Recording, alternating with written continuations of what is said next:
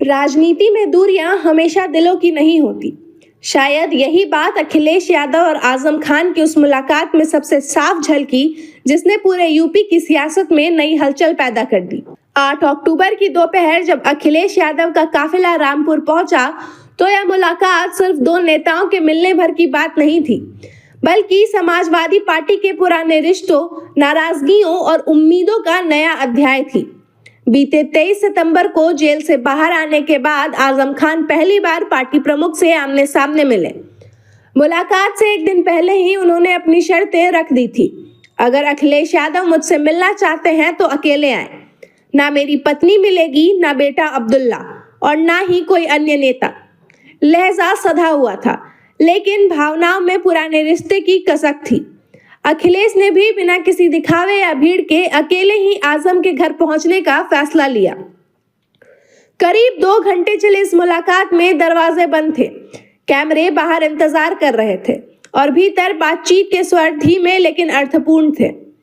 बाहर निकलने के बाद अखिलेश ने कहा, मैं पहले नहीं पहुंच पाया था, इसलिए आज मिलने आया हूं। आजम साहब पार्टी के दरख्त हैं, जिनकी जितनी गहरी जड़ें हैं उतना बड़ा साया हमारे साथ है। उन्होंने बीजेपी पर तंज कसते हुए जोड़ा, बीजेपी शायद गिनीज वर्ल्ड रिकॉर्ड बनाना चाहती है कि आजम खान पर सबसे ज्यादा केस दर्ज हों।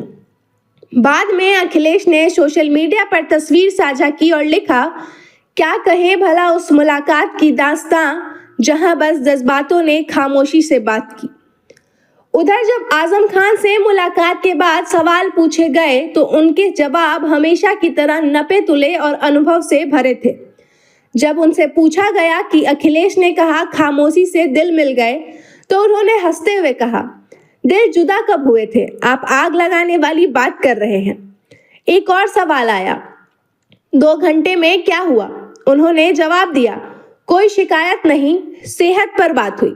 जब 2 लोग बैठते हैं तो बात तो करेंगे ही ना।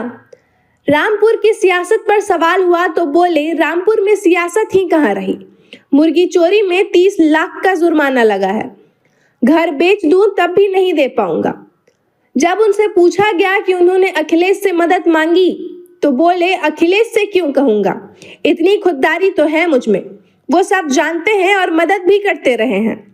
और जब बात मौजूदा सांसद मोहिबुल्लाह नदवी की आई तो आजम का जवाब फिर वही पुराना तेवर लिए था, अब तो जानता हूं, जब से वो सांसद हो गए हैं, पहले नहीं जानता था।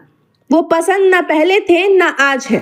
दरअसल रामपुर की राजनीति हमेशा से पठान बनाम तुर्क की रेखा पर चलती आई है।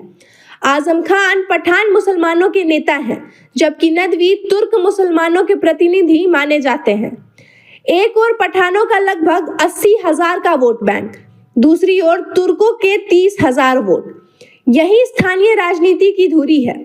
जब 2024 के लोकसभा चुनाव में नदवी को उम्मीदवार बनाया गया तो तुर्क इलाकों में जैसे दिवाली मनाई गई थी, जबकि आजम समर्थक खामोश रहे। राजनीतिक विश्लेषक इस मुलाकात को 2027 के विधानसभा चुनाव से पहले समाजवादी पार्टी के लिए एनर्जी बूस्टर मान रहे हैं, लेकिन यह भी मानते हैं कि आजम खान अखिलेश के लिए दवा भी है और दर्द भी। वो ऐसे नेता हैं जिसकी लोकप्रियता पार्टी को मजबूती देती है, मगर उनके तीखे बयान कभी कभी पार्टी के लिए मुश्किलें भी खड़ी कर देती हैं।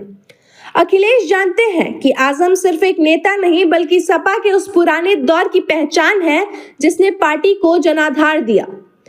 रामपुर की यह मुलाकात इसलिए भी अहम मानी जा रही है क्योंकि यह दिखाती है कि सियासत में दूरी चाहे कितनी भी बढ़ जाए, संवाद के दरवाजे हमेशा खुले रहते हैं।